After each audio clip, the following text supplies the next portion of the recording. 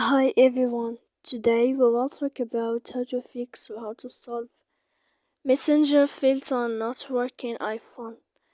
To know how to fix or how to solve Messenger filter not working iPhone, you should just go to settings like this. We will click.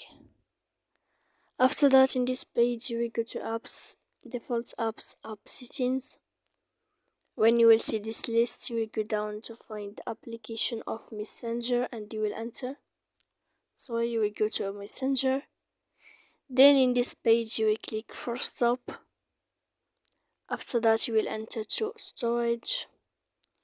When you will see this page you will click clear cache. Then you will go to click clear data. And after all that you can turn off your Wi-Fi. So please don't forget to support us by like and subscribe. See you next time.